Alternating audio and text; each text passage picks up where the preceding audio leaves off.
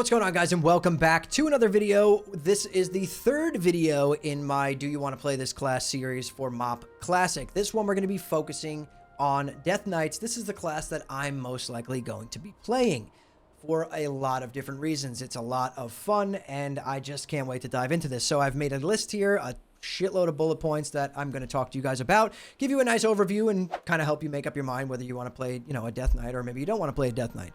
So for section number 1, we're going to dive right in, and we're going to talk about what changed going from Cataclysm to Mist of Pandaria for Death Knights. So some general class changes are the presences have changed, right? So Blood Presence is now purely tank focused. Frost Presence is now DPS oriented but boosts your runic power generation. Unholy Presence remove the attack speed buff, and it's a little bit more niche, so I'm going to be playing Frost DK in Frost Presence. That's all I really care about. It's an absolute blast. Rune generation has been normalized, more predictable gameplay flow. So the way that your runes are regenerated now just feels a little bit more fluid and fits into your rotation a little bit more.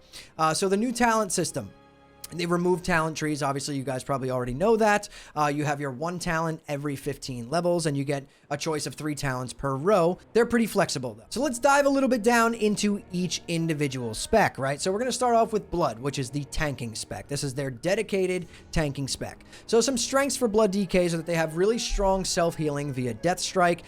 Blood Shield gives them an absorb after each Death Strike, which helps smooth that, taking all that damage. You have great active mitigation. Dancing Rune Weapon has been improved, and it's good for threat and a parry boost.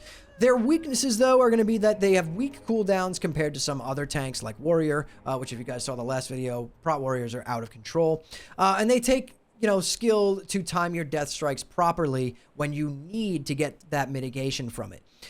New talents and synergies, they have Purgatory, which is basically a cheat death. Death's Advance, which is for mobility, and Conversion, which is a healing trade-off. PvE viability, they're a high-tier tank choice in both raids and dungeons, and they're pretty rare in PvP in MOP, but I guess they can be a niche thing to do, maybe in BGs. As for the Frost DKs, what I'm going to be playing, you can dual wield or you can two-hand. Not sure what's going to be BIS yet.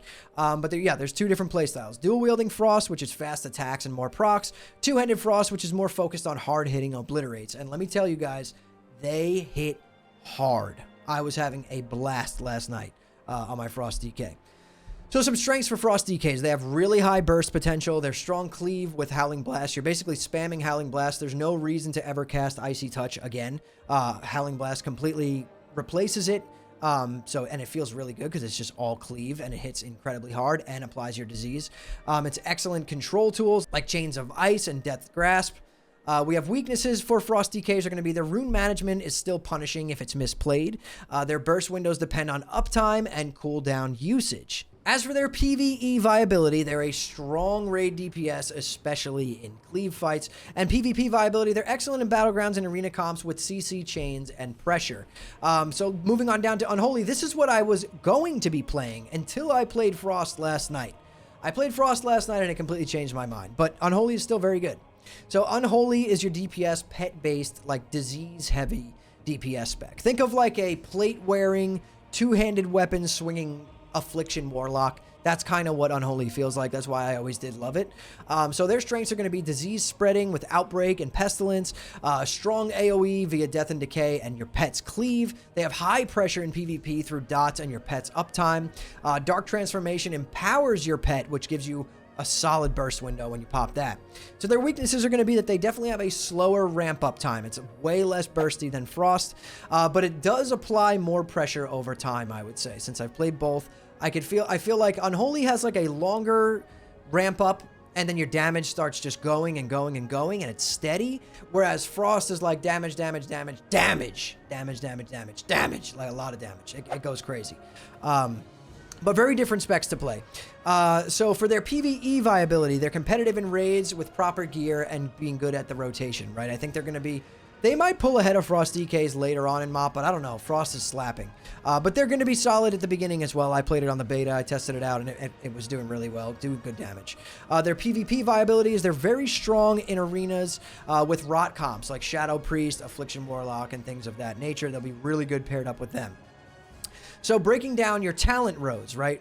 So at level 15, you get your mobility talent, which is like Death's Advance versus Unholy Blight. At level 30, you're going to get CC. You're going to have your Lichborn, which will, break a charm or a fear. Asphyxiate, which is a stun, or Chill Blands, which is a slow. At level 45, you're going to get your resource management stuff like Runic Power Empowerment versus Siphon Power. Level 60 plus is going to be survivability and PvP tools like Conversion, Purgatory, Death Pact.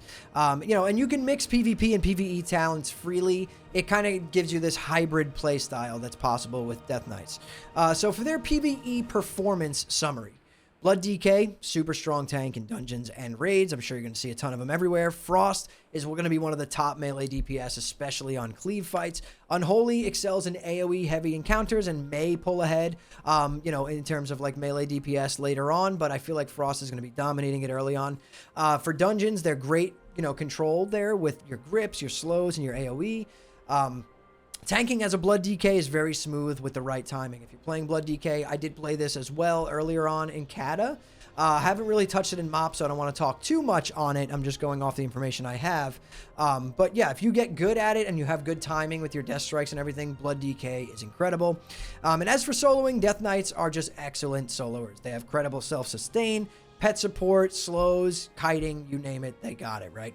As for the PvP performance summary for Death Knights, in Battlegrounds, they have excellent control for flags, node defense, all that good stuff. In arenas, Unholy has that rot pressure from your dots, your pet uptime, plus just tons of CC. Frost is going to be just a burst setup with a healer comp, like you set up a kill window and just blast. And Death Knights just have a bunch of tools that make them amazing in PvP, like Chains of Ice, Death Grip, Lichborn, Icebound Fortitude, which is a big, defensive CD, Anti-Magic Shell, Remorseless Winter, Gorfine's Grasp. Like, they have an absolute metric shitload of good cooldowns and things to use for PvP. So if you're looking to go heavy into PvP for MOP, Death Knights might be the choice for you. So, is Death Knight going to be the right choice for you? That's probably why you clicked on this video. I'll tell you, if you like melee classes that have a good amount of strong utility, you enjoy controlling, when you're in BGs, controlling that battlefield, controlling the arena, and you could tank, DPS, and PvP all in one class, then yes, Death Knight might be for you. It might be the class that you want to play. But you might struggle playing Death Knight if you hate managing cooldowns and resources, and don't enjoy managing your pets if you plan on playing Unholy. But that's not a big one, because if you don't like, pet playstyle, you could just play Frost if you want a DPS. So you don't have to play Unholy. But either way, Death Knights are versatile, thematic, tons of fun. Not the easiest thing to master, but incredibly rewarding when you do. So to me, I think Death Knights, one of my favorite classes after Wrath of the Lich King. I always have loved Death Knights. Frost has always been my favorite, but I do really enjoy Unholy as well, because I'm a big Warlock fan. And like I said, Unholy feels like a plate-wearing, two-hand swinging Affliction Warlock. So I enjoy it. But like I said, I'm not a professional Death Knight player. I'm not a MOP guru. All the information is coming, that I have written down in my list is coming from research, coming from the internet and videos and things like that. So if I made any mistakes, feel free to correct me down in the comments, and I apologize for that. But again, I'm not a MOP guru. I'm just making this content because I'm excited for MOP, and I kind of enjoyed diving into the classes a little bit and making a list of, what they're good at, what they're not good at. But yeah, again, if I made a mistake, comment down below. Either way, if you enjoyed the video, hit the like button. If I convinced you to play a DK or convinced you not to play a DK, subscribe to the channel, turn on post notifications, and go follow me over on Twitch or Kick. I stream on both now, Monday through Friday at 8 p.m. Eastern Time. Twitch, I stream in 2K. Kick, you get way less ads. So you choose. There's pros and cons for each one. I'll link both of them down below. Sometimes I don't stream Monday through Friday, by the way. Sometimes I take a couple nights off, but either way, that's most of the time when I stream, 8 p.m. Eastern Time. But anyways, guys, thank you all so much for watching and listening in. I'll see you all in the next one.